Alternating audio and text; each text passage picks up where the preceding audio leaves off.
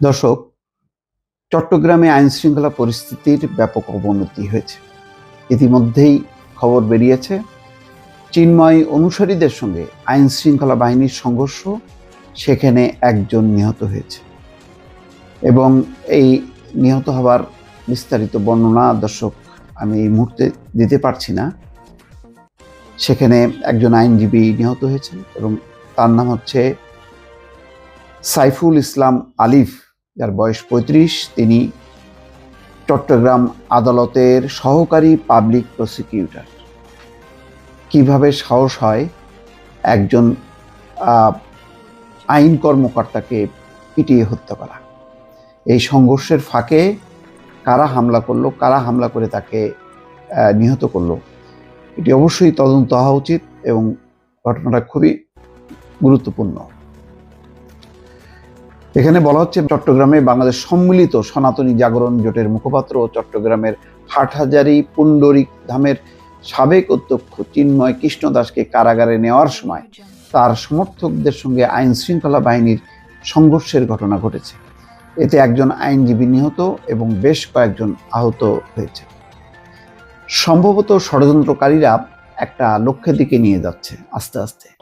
লক্ষ্যটা হলো এই যে বাংলাদেশে একটা বড় ধরনের একটি সাম্প্রদায়িক ঘটনা ঘটানো। আমার যেটা মনে হচ্ছে, নতুবা কি এমন ঘটনা ঘটলো যখন পরিস্থিতি সব শান্ত হয়ে গেল, যখন নাকি বিভিন্ন ঘটনার ব্যাপারে তদন্ত চলছে, আইনগত ব্যবস্থা নেওয়া হচ্ছে, ঠিক সেই সময় হঠাৎ করে জমায়েত কি উদ্দেশ্য থাকতে পারে? এর উদ্দেশ্যটা কি? এবং যে সমস্ত দাবি দেওয়া, সেই সব দাবি দেওয়া মানে এটা কোনো বাংলাদেশের নাগরিকদের দাবি দেওয়া হতে পারে না, কিন্তু তারা বাংলাদেশের নাগরিক থেকে বিচ্ছিন্ন হয়ে কিছু দাবি দেওয়া উত্থাপন করছে এবং একেবারে বিভাজন, ধর্মীয়ভাবে বিভাজন তৈরি হচ্ছে।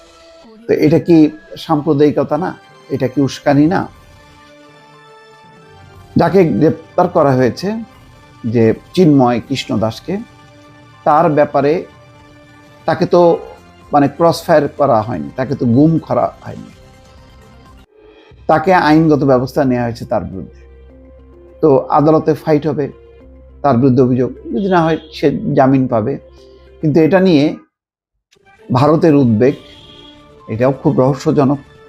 কেন ভারত উস্কানি দিচ্ছে? এবং সেই বলে বলিয়ান হয়ে আজকে চট্টগ্রাম আদালতে, যাকে আদালত বলছে তার জামিন নাকচ, তাকে কারাগারে পাঠানোর আদেশ দিয়েছে, সেই আদেশের প্রতিবাদে আজকে এই চিন্ময়ের অনুসারীরা তাণ্ডব ঘটিয়েছে।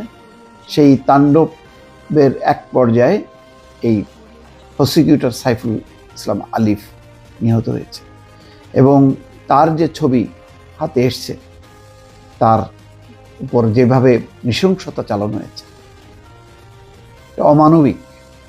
পুলিশ অত্যন্ত ঠান্ডা মাথায়, কিন্তু তারপরও লাঠিচার্জ করেছে, সাউন্ড গ্রেনেড নিক্ষেপ করেছে।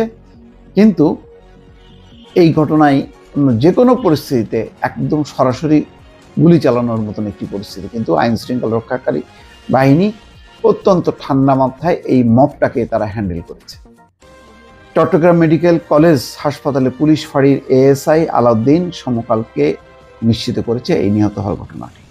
আদালত এলাকায় এ সময় বেশ কয়েকটি স্থাপনা ভাঙচুর সহ পুলিশের সঙ্গে ব্যাপক ধাওয়া পাল্টা দেওয়ার ঘটনায় সেখানে থমথমে উত্তেজনা বিরাজ করছে।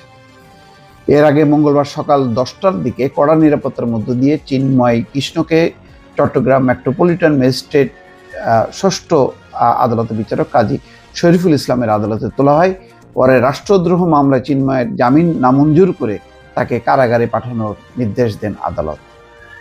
দর্শক, সবই বিচারিক প্রক্রিয়া, আইনগত প্রক্রিয়া। এই আইনগত প্রক্রিয়াকে কারা বাধা দিচ্ছে, কারা নস্যাৎ করছে, কাদের উস্কানি আছে, সেটি নিশ্চয়ই দর্শক বুঝতে পারছেন।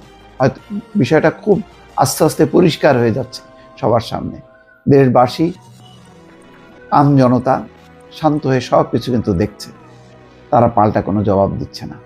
তারা সবই আইনগতভাবে কি হয় তা দেখার কিন্তু অপেক্ষায় আছে। দর্শক, ভালো থাকবেন। আল্লাহ হাফেজ।